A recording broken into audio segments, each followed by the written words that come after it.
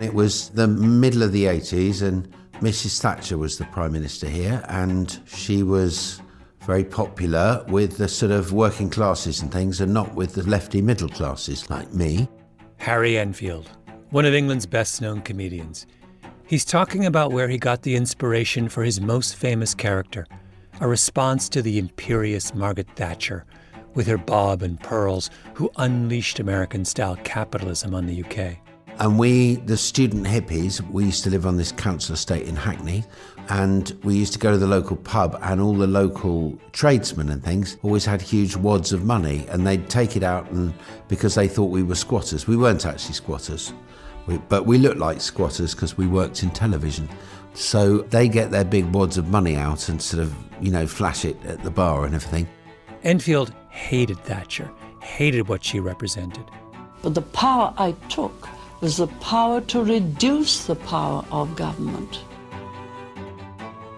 Enfield and his partner Paul Whitehouse dreamt up a character to embody Thatcher's England.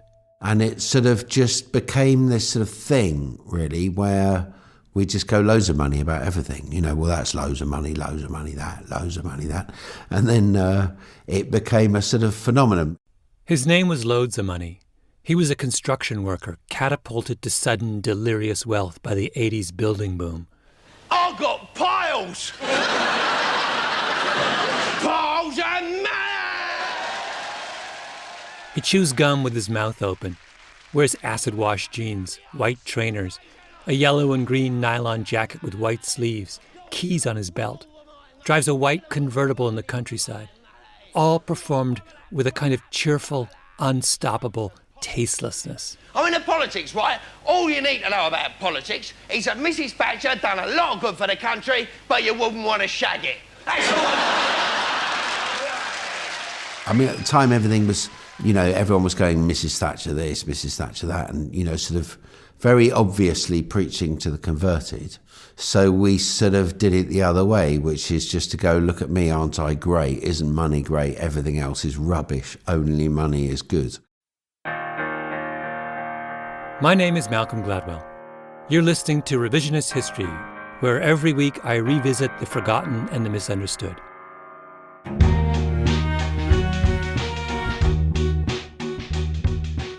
In this week's episode, the final episode of our first season, I want to talk about satire, political satire.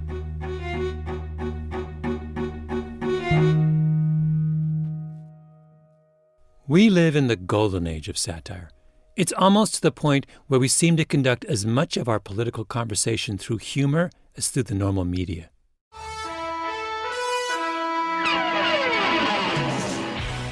Remember Stephen Colbert at the 2006 White House Correspondents' Dinner? In character, as the conservative talk show host he was then playing on television, he stands up and gives a satirical toast to his quote-unquote hero, President George W. Bush. I stand by this man. I stand by this man because he stands for things. Not only for things, he stands on things. Things like aircraft carriers and rubble and recently flooded city squares. And that sends a strong message that no matter what happens to America, she will always rebound with the most powerfully staged photo ops in the world. All the while, President Bush sits unhappily on the dais a few feet from Colbert, squirming and grimacing and looking like he'd rather be 100 feet underground. It was a moment of comic genius. Then there was Tina Fey's devastating impression of Sarah Palin during the 2008 campaign, when the Alaskan governor ran on the Republican presidential ticket with John McCain. Well, Alaska and Russia are only separated by a narrow maritime border. You've got Alaska here, and this right here is water, and then that's up there's Russia. So we keep an eye on them. Who do you remember now? Sarah Palin herself or Tina Fey's Palin? I've written opinion pieces for newspapers or magazines, and there you have to write in somber, reasonable tones.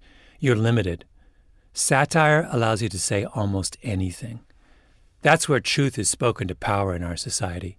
When you sugarcoat a bitter truth with humor, it makes the medicine go down. Your audience lets its guard down. Just look at the way Saturday Night Live has covered Hillary Clinton. They've ruthlessly zeroed in on her ambition, her humorlessness, her severity, her opportunism, all the things that have always given people pause about her. You're finally going to announce that you're running for president. Oh my gosh, I don't know if I have it in me. I'm scared. I'm kidding. Let's do this. Comedians had become our truth tellers. That's what Loads of Money was trying to do.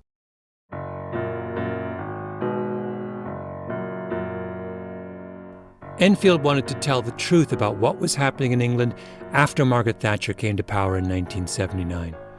She was the British Ronald Reagan. During her 11-year reign, she took on British socialism with a vengeance, called it a nanny state.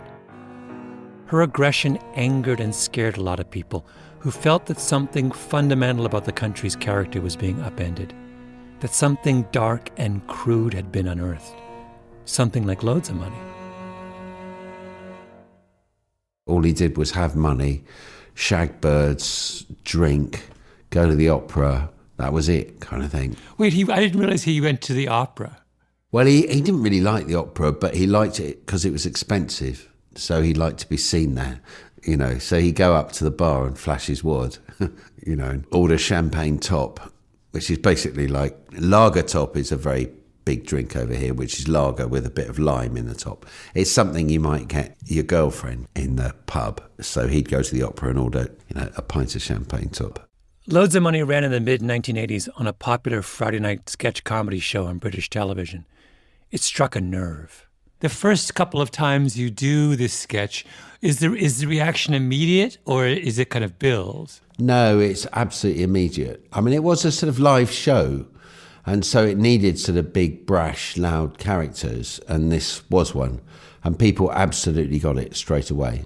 It's really hard to find someone over the age of 30 in England who doesn't remember the Loads of Money theme song. I know. It's loads of money. Enfield released it as a lark in 1988, and it was huge. Rose to number 2 in the British pop charts. The video is a series of shots of Loads of Money marching around with scantily dressed women, driving fancy cars, and sneering at the rest of the world, all the while waving huge piles of pound notes. It has 3.3 million views on YouTube.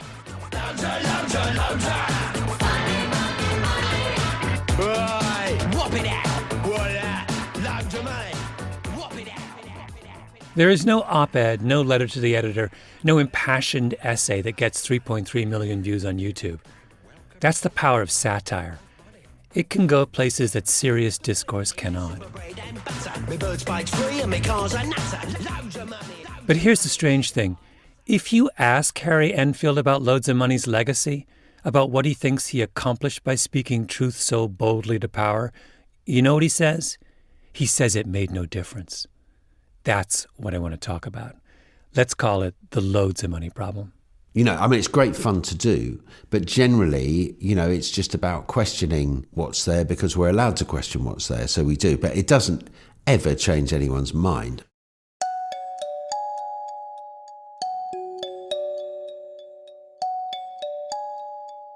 When Harry Enfield told me he didn't think Loads of Money made any difference, the first person I thought of was Stephen Colbert.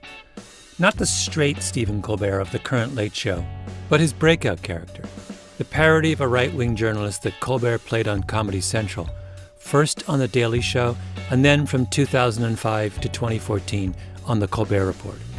Colbert was trying to do a version of what Loads of Money was doing, shine a light on something crude in American popular culture. But you know, I was a guest on The Colbert Report a few times when I was promoting my books, and I have to say that there was always something a bit, maybe ambiguous is the right word, about Colbert's satire. You go to the studios, they're in Hell's Kitchen in Manhattan, Far West Side. You sit in the green room beforehand, and Colbert comes in to say hello. He's not in character. He's this warm, charming, nice guy, and I can't stress the nice part enough. Everyone who meets Stephen Colbert thinks he's nice. He chats with you, and he warns you that when you go out on set, he's going to be someone else. But you don't quite believe him because you see this really nice guy in front of you. Then you get on stage, and he really is someone else. He's now this aggressive, right-wing talk show host. Okay, I'll get straight to my problem with this. Okay? Yeah. You know I got a problem with this, right? Sure you do, That can't yes. come as a surprise to you. Yeah. Okay. The New Yorker, okay? You, think pieces. That's what you write. You write think pieces. Why do you want to make me think about my dog? I feel about my dog, and my dog loves me back unconditionally. Why ruin that with thinking about it? Now you know intellectually that it's satire. He's doing a parody of a brain-dead talk show host. But it doesn't feel like a parody when you're sitting there. He's jabbing his finger and raising his one acrobatic eyebrow, and there I am, like a deer in the headlights of satire, blinking. It's terrifying. I think I went on 3 times, and every time I swore I'd never go on again. You say our dogs. Do you have a dog? I don't have a dog. You don't have a dog. Okay. My building doesn't allow dogs. I'm an aspirational dog owner, but I Really? yeah, someday. So had you the ability, you would own a dog. I would someday. I hope to own a dog. Yeah, I grew up with dogs, and I've. Were you raised by wolves? What do you mean? I grew up with dogs? That's what I mean by ambiguous. Am I in on the joke or the butt of it? I don't know. The Colbert Report has actually been studied by a communications scholar named Heather Lamar, an assistant professor at Temple University in Philadelphia. She's part of a group of social scientists who've made a specialty out of studying how humor operates in popular culture. And she was drawn to the Colbert Report for the very reason that I'm talking about. That gap between what you as the audience know intellectually that he's trying to do and the way his performance feels. I have a lot of liberal friends, especially in, academia, but I also have a lot of friends and family members that are conservative. And I started noticing that they would talk about the show as if it was equally funny, but in completely opposite ways. It struck her as something worth examining in more detail. Why are my Republican friends and family members watching him every single night and finding him hilarious, but they see him making fun of liberals? And my liberal friends love him to death. I'm just biggest fans ever, and think it's hilarious that he's making fun of people like Rush Limbaugh and Bill O'Reilly. As an example, Lamar picks a clip of an interview Colbert did with a left-wing journalist, Amy Goodman. This is from 2009. Thank you so much for coming to the show. It's good to be with you, Stephen. Now, you're a communist, right? You're super liberal lefty. They don't get any more liberal lefty, outside agitator than you, do they? I don't know. I think that conservative and liberal lines are breaking down right now. Yeah, to right and wrong. Let me talk about the reddest state I'm in not the going to nation. let you do anything. You're going to have to earn every inch of this interview, young lady. You don't come into my house and get me to let you do anything. During that outburst, Goodman nervously swivels back and forth in her chair. She starts to smile, but only gets halfway, so there's a kind of grimace left on her face. She raises her arm and points it at Colbert, but then, just as quickly, takes it down. I know exactly how she feels. I heard you were a firebrand. Well, bring it, baby. I was just insulting. What does Lamar find when she studies audience reactions to a clip like this?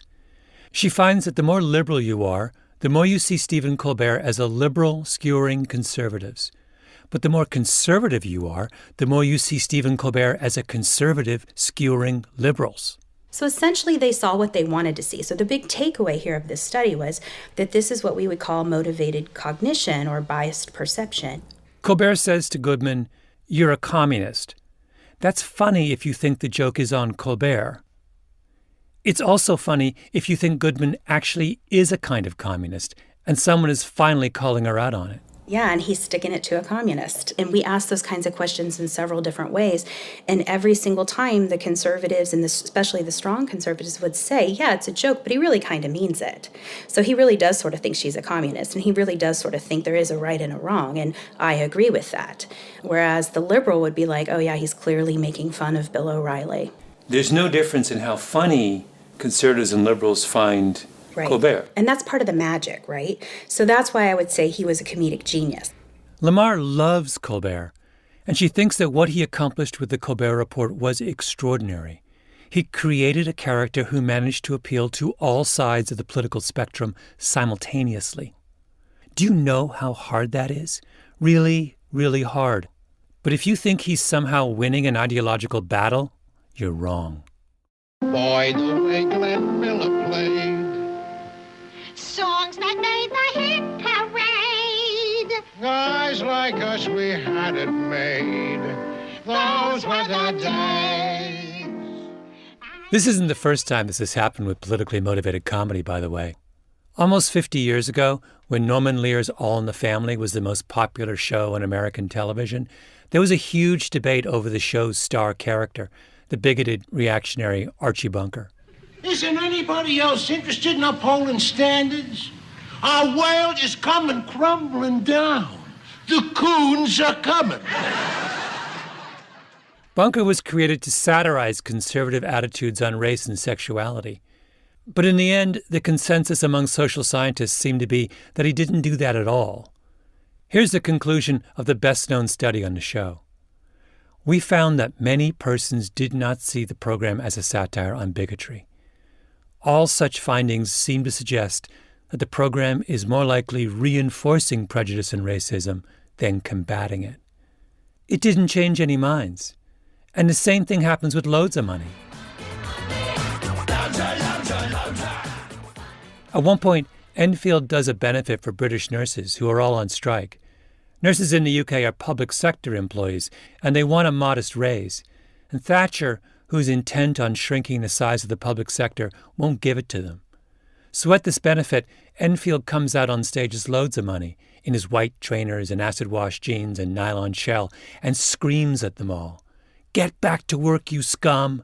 Then he burns a 10-pound note on stage, and the room of nurses goes wild. They love it. He's perfectly captured what they're up against. But the other side, the side they're up against, they love it too. And it got sort of taken on by The Sun, which was a very right-wing paper, and the kind of left-wing papers. Basically, everyone took it on. Everyone decided it was theirs. You know, they made him their property. So The Sun looked on Loads of Money quite affectionately. Yeah, they thought it was great. And it was a sign of Thatcher's Britain that all working class people were getting richer. That was the propaganda. That was how they interpreted it, I guess. Yeah. Which obviously wasn't really the case, but it was quite funny. Were you taken by surprise by the reception that Loads of Money got? I was. Why? Well, just because, you know, I'd done other characters and they'd been all right, but this seemed to go very big. And it got sort of mentioned in Parliament, and then Mrs. Thatcher suddenly said, "We've got a loads of money economy," or something. And then the leader of the opposition said, "You know, you've created this loads of money." They were both using it. One of them was using it with pride, and the other one with, you know, contempt. And it was odd, very odd. I didn't expect it at all, Malcolm. It really is odd. There are cultural histories written of the Thatcher years, and invariably they talk about Loads of Money and how the character was this great symbol of the era. And it's clear that enthusiasm for this grotesque mockery was even greater on the right than it was on the left. Finally, Enfield just kind of gives up. Tell me how you killed him off. Oh, I think I think I just stopped doing him, and then we were doing Comic Relief over here, and I think we did a sketch where he got run over. He was run over by a van on live telly for charity.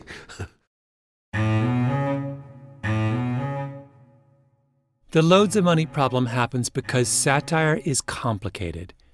It's not like straightforward speech that's easy to decode. It requires interpretation. That's what draws you in. That's where the humor lies. But that act of interpretation has a cost. Heather Lamar calls this the paradox of satire. So the trade-off with satire becomes all of the thinking, or a lot of the thinking, becomes devoted to what the comic means, who the target of the joke is.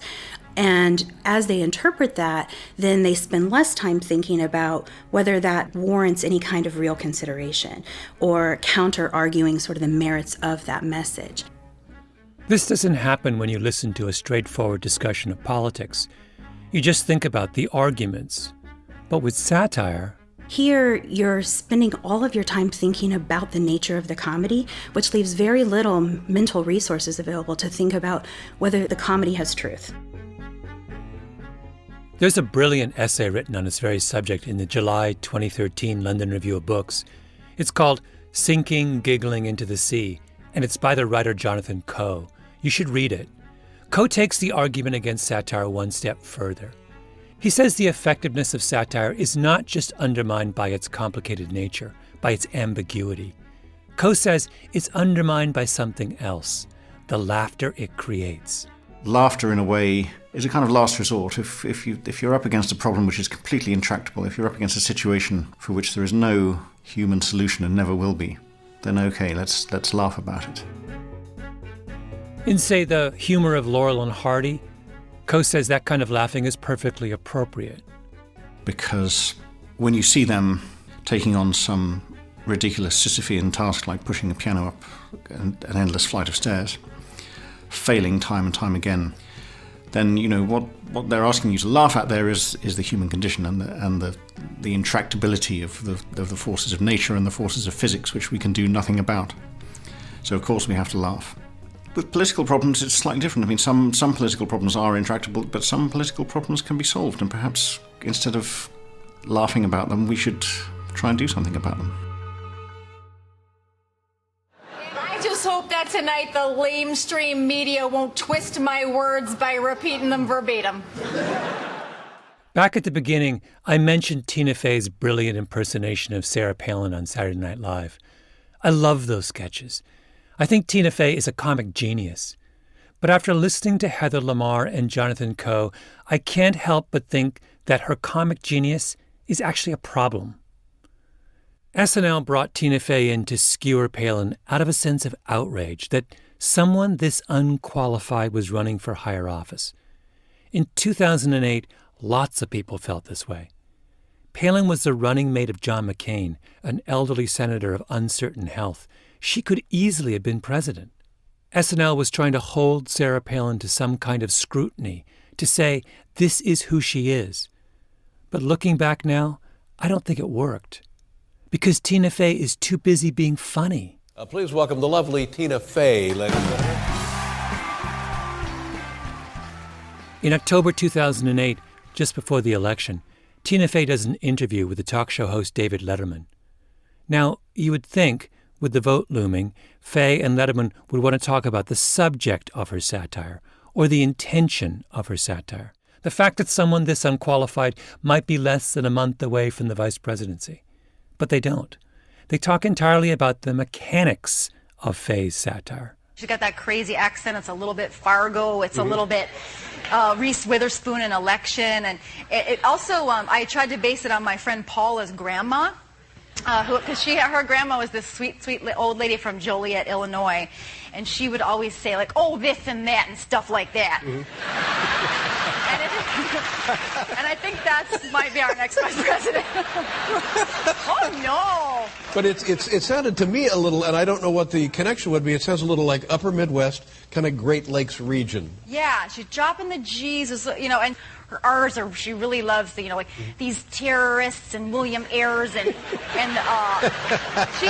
she digs in those R's. I think she thinks there's oil in those R's. She is digging deep.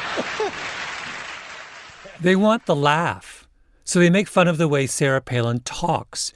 And the way she talks is not the problem. There's certainly been a strange reaction to it, and then I've seen people who say, oh, no, you're helping them because it seems makes her seem nice, or the Republicans say it's sexist. That's just crazy, because you have to be able to goof on the female politicians just as much, otherwise you really are treating them like they're weaker or something. And Sarah Palin is a tough lady. She kills things. She kills animals that are bigger than me and you together. Did you catch that? Because you have to be able to goof on female politicians. Goof! Like the role of the satirist is to sit on the front porch and crack wise. Why doesn't Tina Fey just come out and admit that her satire is completely toothless? And then what happens? The very next day, the day after Tina Fey goes on Letterman, Sarah Palin appears as a guest on Saturday Night Live, right beside Tina Fey. Now, I'm not going to take any of your questions, but I do want to take this opportunity to say, live from New York, it's Saturday night! They let Sarah Palin in on the joke. And Palin and Tina Fey dress up in identical red outfits with little things in their hair and put on identical glasses, because that's even funnier. And what are you left with? You're left with one of the most charming and winning and hilarious comics of her generation, letting her charisma wash over her ostensible target. Disarming us, disarming Sarah Palin. And now I'd like to entertain everybody with some fancy pageant walking. Sure, we laughed, but it's kind of heartbreaking, isn't it? At least Harry Enfield was trying to take a bite out of the establishment with loads of money. Saturday Night Live has taken out its dentures and is sipping the political situation through a straw. Lord help us if some other even less qualified and more frightening political figure comes along. I think the pleasure that laughter generates can be deceptive. That's writer Jonathan Coe again. To make an audience laugh is a very solid, a very tangible thing. I think it's only after the event, maybe years after the event, that you pull back and ask yourself, well, was that the effect that I wanted? Jonathan Coe brings up Peter Cook, the legendary English comedian of the 1960s. Cook was the driving force behind Beyond the Fringe, the British satirical revue that's really the spiritual ancestor of shows like Saturday Night Live. What I mean is they're not English. They're not of English stock. I mean, you only have to look at the names. Lefkowitz, Ribblewitz, Vaseline. Those aren't English names. There used to be. No, they never were. Cook later started a comedy club in Soho in London called The Establishment. Peter Cook, kind of his genius and also his curse was that he saw all these contradictions as soon as he started, really, and he was under no illusions that he was going to change the world through satire. And yes, the parallel he used with The Establishment was that he was modelling it all on all those wonderful Berlin cabarets from the 1920s, which had done so much to prevent the rise of Hitler and the beginnings of Nazism. There's a television show in Israel called A Wonderful Country, Eretz Nederet. It's been on the air since 2003. It's satire, very political. The show's writers belong to the beleaguered Israeli political left. They want a separate state for Palestinians. They want an end to the endless wars. They worry about the increasing conservative religious influence on the country's politics. They're ideologically motivated in their humor in the same way that Harry Enfield and Tina Fey were. But there's a difference. It's more political, and it's a little more rugged and hardcore, because life in Israel is much more rugged and hardcore. That's Muli Segev, the show's executive producer. A Wonderful Country airs Friday night at 9, after the news. Practically the whole country watches it. The stomach of Israeli viewers is much more adjustable. You know, they can adjust to much tougher material. Firstly, because the news broadcast that is on the air before us shows so many gruesome stuff and horrible things that naturally the comedy after that will be the same. A Wonderful Country goes further than the kind of TV satire that we have in the US or the UK. Maybe because the stakes are so much higher in Israel. Maybe in a country with a tortured history, suffering under constant threat, the boundaries that satire needs to push up against are more real. And we have very, very bad reactions sometimes. Can you give me an example of a sketch that brought about a bad reaction? Let's say, like a couple of years ago, we made a sketch that was a parody on a game show called 1 versus 100. You know that show? 1 versus 100 was a quiz show where one supposedly brilliant contestant, known as the One, squares off against 100 people sitting in little cubicles in the audience. The One and the audience are asked a question, and whenever someone in the audience gets it wrong, they're eliminated. The light in their cubicle goes off and we can't see them anymore. In A Wonderful Country's version, the One was the prime minister at the time, and the audience was made up of 119 people. 119 was the number of Israeli soldiers who died in the 2006 Lebanon war. He was asked, why did you go to that war? Why did you do that? Why did you do that? And all the answers he gave were wrong, naturally. It was the One versus the 119. And with every wrong answer from the prime minister, the light went off underneath one of the soldiers in the audience. They vanished from sight. And that was very graphic and very hard to watch. But it was important for us to say so, that this war was unnecessary at the time. Can you imagine Saturday Night Live doing that sketch during the Iraq War? Of course not. I think we've forgotten what real satire is in the West. That's real satire. It uses a comic pretense to land a massive blow. The first A Wonderful Country sketch I ever saw was from 5 years ago. It was done right at the time when liberal Israelis began to despair about the direction of their government under Benjamin Netanyahu. The sketch I saw is styled in the manner of a government-funded documentary, a kind of promotional video for a new educational initiative in the schools. It's set in a classroom full of adorable kindergarten students, seriously adorable. A warm and very compelling teachers at the front of the room. היום ילדים אנחנו נדבר על המילה שלום. מי יכול להגיד לי מה צריך כדי לעשות שלום? איזה שלום? עם מי נעשה שלום? The teacher says, "Today, kids, we will talk about peace. Who can tell me what we need to have peace?" Then the kids start to mouth every cliche that the Israeli right wing uses to justify not negotiating with the Palestinians, opposing a two-state solution, or ignoring world opinion and continuing to build settlements in the occupied territories. A truly cute girl with curly hair says, "What peace? Who will we make peace with? There's not even anyone to talk to on the other side." The teacher replies, "That's right, Lolly, there's no one to talk to." Another adorable girl says, "I used to be a lefty, but then I got disillusioned." The teacher asks, "So why is the world angry at us?" A little boy says, "Our problem is PR." And then he repeats it. The teacher turns to the camera. "We don't want them to grow up ignorant. We teach them geography from a young age." She points to Israel on a globe. "Here is our tiny little Israel in the Middle East. Who knows what we call the rest of the world?" And the children chant in unison, "Anti-Semitic." מי יודע איך קוראים לשאר העולם? עכשיו אתם רוצים שנשחק בשלא יתאים. It's hard to explain a comedy sketch if I can't show it to you, though you can always pause and go see the whole thing at revisionisthistory.com. And it's doubly difficult to explain comedy from another country. But believe me when I say the kindergarten bit is hilarious. I laughed out loud. We tried to put it in this situation where kids in kindergarten are learning it, and you see how bleak it is, how sad it is to raise a generation with no hope. And that's exactly the ideology of Netanyahu. Things are only going to get worse. All the world is against us. We're alone in the world. We have to build a fortress around us and pray for God to save us. It's not in our hand. There's nothing we can do. And that's it for the rest of your life, kids. I said I laughed out loud the first time I saw that sketch. But the second time I saw it, I didn't laugh at all. That's what we're aiming for in a lot of our sketches. It appears to be funny, and then it sinks in, and you think about it once more, and then maybe something will touch you, and you feel the pain that, driven us to write that. The fundamental truth, when you think about it, is kind of sad.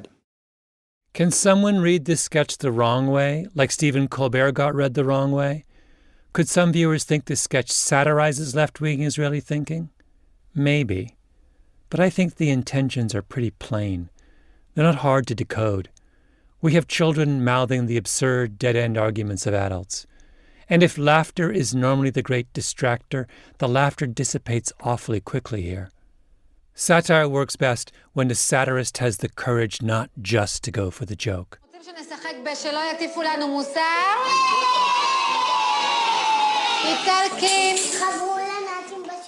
The teacher says, "Do you want to play Nobody Gets to Preach to Us About Morality?" The kids shout out, "Yes, yes."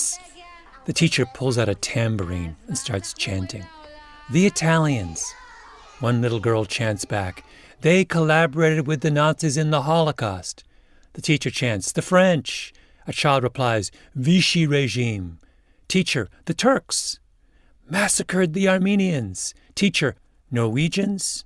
And the kids say, "Killed all the salmon." Teacher, "So what do we tell the world?" Kids in unison, "Don't preach to us about morals."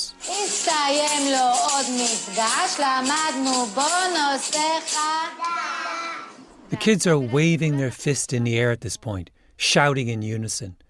There is courage in that sketch, unlike Saturday Night Live on Sarah Palin, which is comedy done without any courage at all.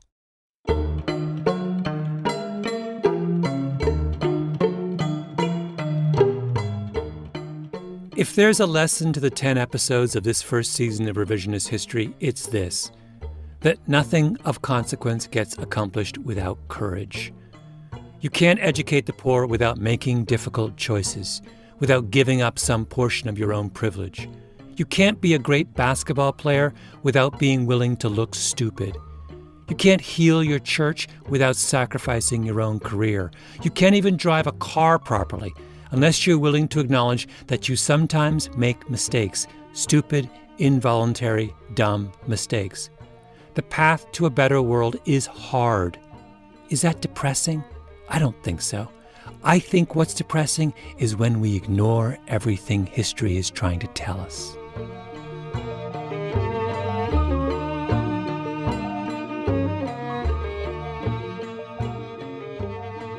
You've been listening to Revisionist History. If you liked what you've heard, please do us a favor and rate us on iTunes. You can get more information about this and other episodes at revisionisthistory.com or on your favorite podcast app. Our show is produced by Mia LaBelle, Roxanne Scott, and Jacob Smith. Our editor is Julia Barton. Music is composed by Luis Guerra and Taka Yasuzawa. Flawn Williams is our engineer. Our fact-checker is Michelle Soraka. Thanks to the Panoply management team, Laura Mayer, Andy Bowers, and my old and dear friend El Jefe, Jacob Weisberg.